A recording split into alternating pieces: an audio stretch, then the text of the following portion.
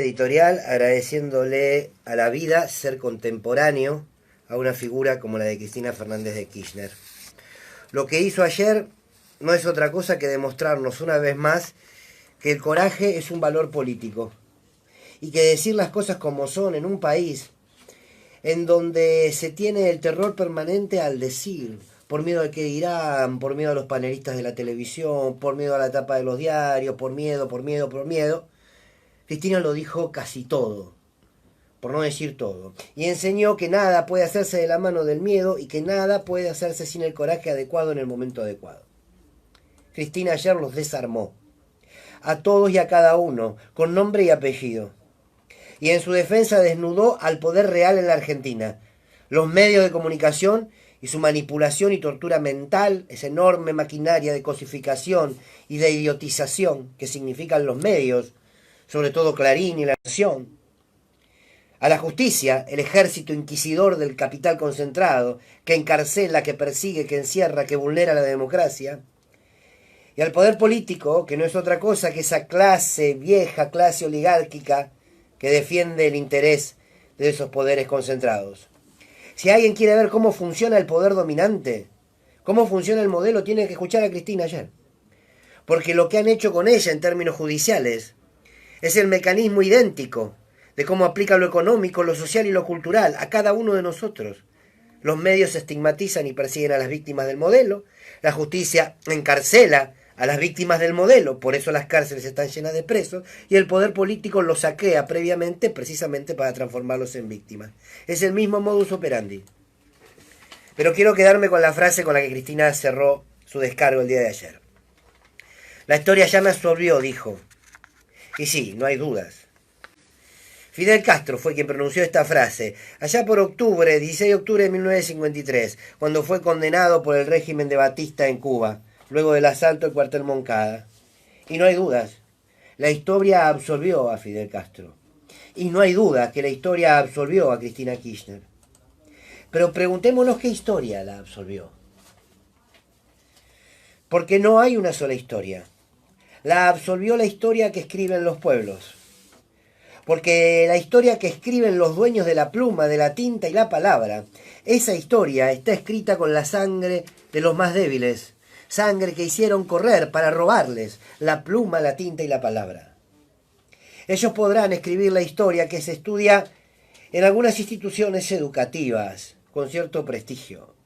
Ellos podrán escribir la historia que se lee en algunos museos, pero jamás podrán escribir la historia que recorre las esquinas de las barriadas, porque no podrán escribir la historia del trabajador, del obrero, de los niños. Esa historia ya la escribió el peronismo, y el kirchnerismo, como parte de él, la reescribió, y no la pueden tachar.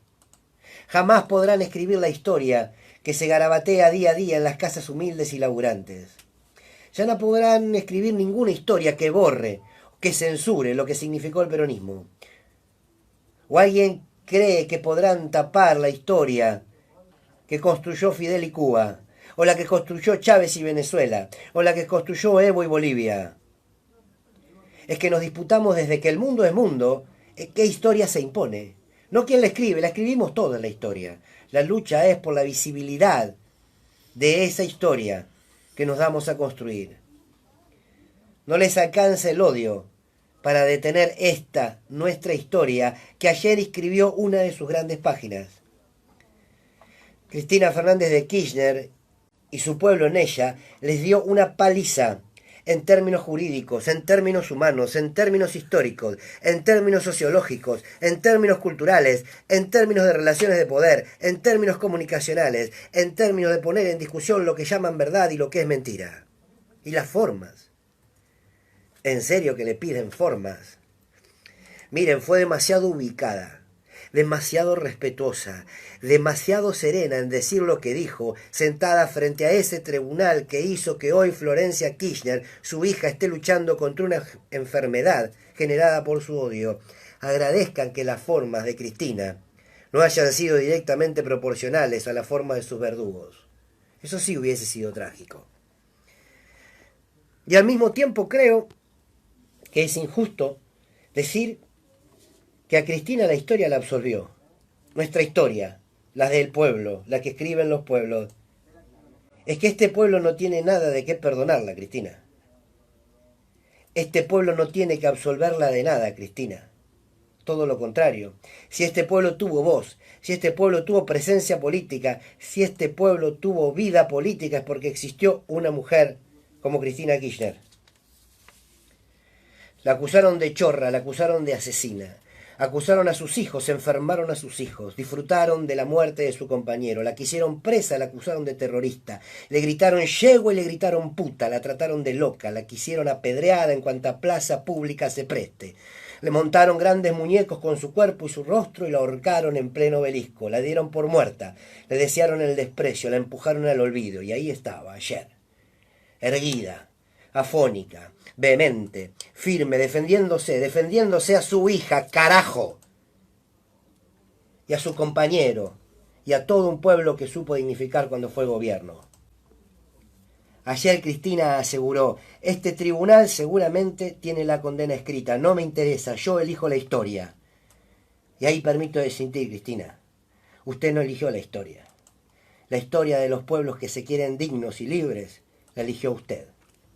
Bueno. La